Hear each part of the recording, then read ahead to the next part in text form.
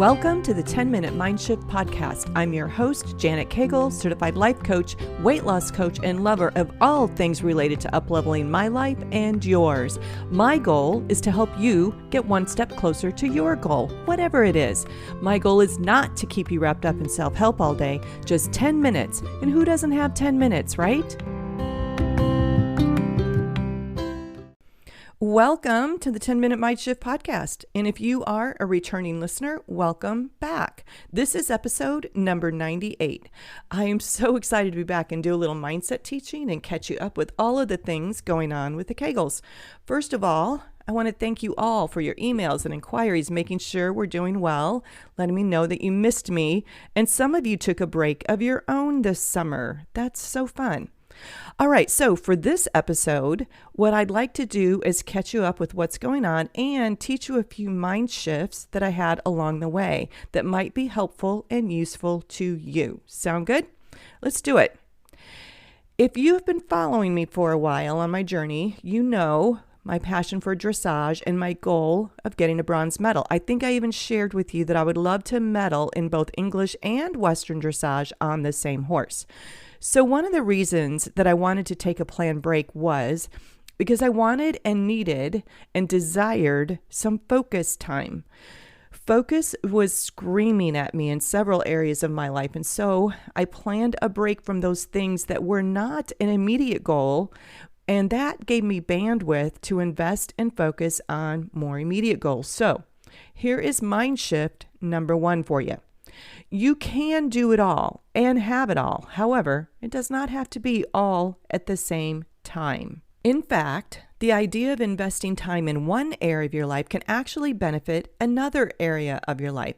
The things that you learn as you laser focus in one area will for sure translate into other areas of your life. For example, as I am evolving into a writer, I am noticing the attributes that are important for that focus, like discipline, patience, curiosity, concentration, and all of those attributes are also showing up in my work life. Here's the thing though, you can't go willy-nilly around your life being oblivious. Yeah, I just said willy-nilly. It's important to be in a space of awareness of your own growth in that focus area, and then look for the evidence that you are growing and evolving. So I challenge you to take inventory of what you have learned in one area of your life that has for sure translated into other areas of your life. Create evidence for yourself that the work that you are doing works. All right, so moving on. At the end of June, my daughter and son-in-law and their 3 kids came to see us in Florida. We hung out at the house, had pictures taken at our place, which some of you might have seen on Facebook, which was a big deal for me. The kids thoroughly enjoyed their pool time, and it was enjoyable for me and Steve to watch them enjoy the pool so much. Then we spent a few days at the beach, which is their nirvana for sure. Those Barber babies are beach babies.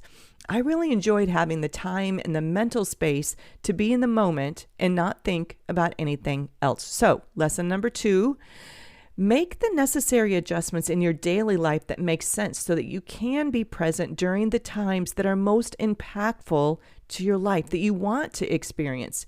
Here's the key to this lesson.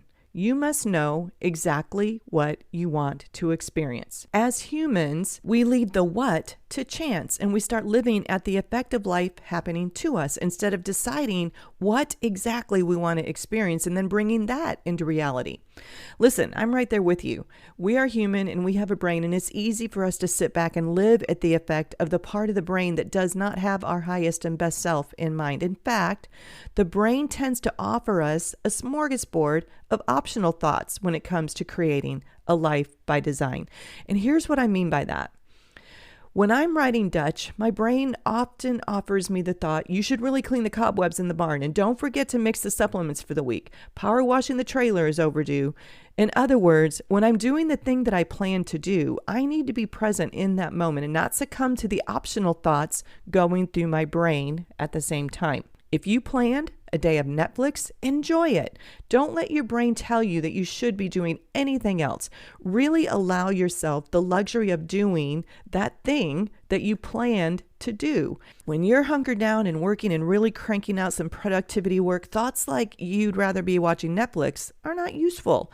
Enjoy the rewarding feeling of a job well done and truly be present for that experience. It has been really good for my horsemanship development to be laser focused on Dutch and learning how to ride him better this summer.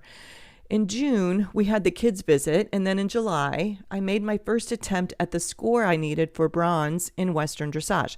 Let me say right off the top, we failed. We did not get the scores we needed. We did not even get close. He did not have fun. It was a lot of stress and tension for him, and it was so confusing for me. When we are chasing a dream, those are pretty typical emotions to experience. And thank goodness I know this, because my brain offered me the optional thought of, maybe this is too hard. Maybe you're both too old. Your brain does that too. Watch out for those optional thoughts and unusual thoughts and manage them. So while I'm giving Dutch a few days off, I took the opportunity to evaluate how I wanted to approach the next opportunity. I made a plan and then went to work. The plan included spending plenty of time with him, just having fun and hanging out, working him over with the equine massager. And my trainer had some time away from training, and so we did not have a lesson for 3 weeks. Of course, I still worked him out and kept him fit, but it wasn't the drill we usually put him through when I do lessons. So the focus was fun. We even did some trail riding by ourselves, which I thought would never be something that I could do with him.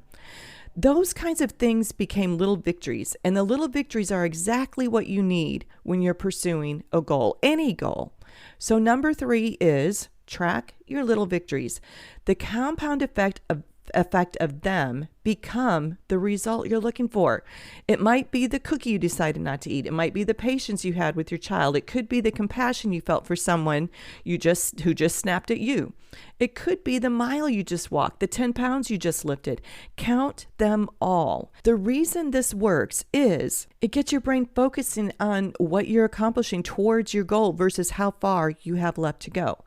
Our brain gets a dopamine hit from experiencing a result. It does not matter the size of the result. Since your brain is wired to seek pleasure, avoid pain, and conserve energy, this appeals to the pleasure part of your brain. When we had our second chance at writing the same test at the same venue with virtually the same judges, he was a different horse and I was a different rider. On Saturday, our scores were in the high 70s, and on Sundays, the low 80s. So we earned our scores for bronze medal in the Western dressage, and there's a very good chance he will be high point champion for Florida in Western dressage. And as a couple of weeks ago, he was ranked 4th in the United States Equestrian Federation rankings at this level.